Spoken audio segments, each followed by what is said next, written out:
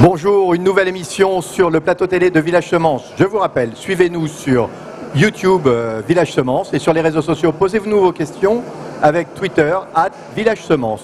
Alors vous le savez, la transformation digitale touche tous les secteurs et touche aussi le monde agricole. Pour en parler, j'ai le plaisir de recevoir Henri Isaac. Bonjour. Bonjour. Vous êtes le président de Renaissance Numérique, un think tank.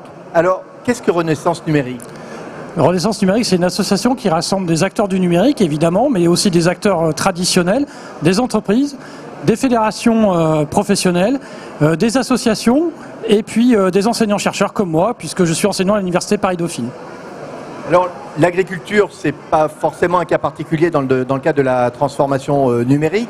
Pourquoi est-ce que vous avez décidé de regarder ça de plus en détail ? Alors, l'agriculture, ça concerne tout le monde parce que c'est ce que l'on mange. Et donc, on s'est intéressé historiquement à la santé et à la nutrition. Et donc, on est arrivé très vite à la question de... On avait découvert des questions sur les aliments personnalisés. Et donc, on a découvert qu'il existait une agriculture dite de précision. Et puis, de façon plus générale, on a compris que les enjeux auxquels l'agriculture était confrontée pouvaient trouver, grâce au numérique, une partie de leur réponse, que ça soit sur la productivité, sur la traçabilité, sur le lien avec le consommateur final. Alors, ce numérique, il touche qui dans la chaîne de valeur de l'agriculture ? Absolument tout le monde, c'est-à-dire aussi bien les gens qui fournissent des intrants pour les agriculteurs eux-mêmes, les animaux, puisqu'on va pouvoir les équiper d'un certain nombre de capteurs qui vont permettre de mieux gérer leurs élevages, et puis évidemment toute la chaîne de transformation jusqu'au consommateur final, qui lui aussi accède à une nouvelle information grâce au numérique. Alors, quels sont les enjeux justement du digital dans ce monde agricole, selon vous ? Alors, les enjeux, ils sont de nature... il y a un enjeu autour des données qui est très important. L'agriculture, c'est beaucoup de données qui sont générées par les machines agricoles, par le fait que ça soit une industrie finalement comme une autre, ou avec une administration, des subventions, et donc beaucoup de données qui circulent sur la production, sur la transformation. Et l'enjeu, c'est une maîtrise des données par les acteurs eux-mêmes.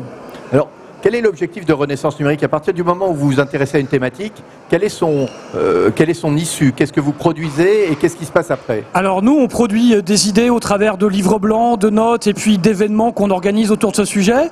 L'objectif, généralement, c'est de faire prendre conscience de façon globale, c'est-à-dire à la société et pas uniquement aux acteurs eux-mêmes, de l'enjeu qui réside dans la transformation numérique de leur secteur et des enjeux sociétaux et citoyens qui existent. Et donc, c'est de porter cette parole, cette compréhension et nos propositions vers les pouvoirs publics et vers les décideurs politiques et économiques. Alors, est-ce que vous faites aussi une sorte de benchmark ? Est-ce que vous comparez ce qui se passe dans d'autres pays, sur d'autres secteurs ?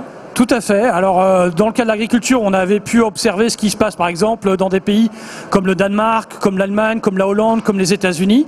Et puis, Renaissance Numérique aussi fait des notes sur certains pays, sur certains sujets. Par exemple, on est allé au Danemark récemment sur la transformation de l'État.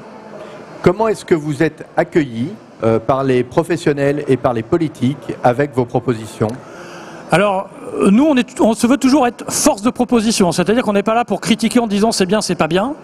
Nous, on essaie d'observer et de détecter les grands enjeux auxquels ces acteurs vont être confrontés et qui touchent le citoyen. Et donc, à partir de là, on essaye de trouver des propositions qui nous semblent convenir pour les acteurs eux-mêmes et pour le citoyen. Alors, parfois, au début, quand on arrive sur un sujet comme l'agriculture, on n'est pas toujours légitime, mais comme on est là pour faire des propositions et qu'on les conçoit pour qu'elles soient valables pour tout le monde et pour le plus grand nombre, généralement, on finit par comprendre qu'on est là pour aider à la transformation. Alors, pour bien comprendre tout ce que vous faites, où est-ce qu'on peut retrouver vos études ? Est-ce que c'est gratuit pour les agriculteurs ? Comment ça se passe ? Alors, toutes les études que nous faisons sont disponibles sur notre site renaissancenumérique.org. Elles sont accessibles librement et gratuitement et on peut les diffuser, les utiliser librement. Merci beaucoup. Alors, vous l'avez compris, le digital touche tout le monde, y compris l'agriculture. Profitez, renaissancenumérique.org pour aller télécharger toutes leurs études. À très vite pour une prochaine émission.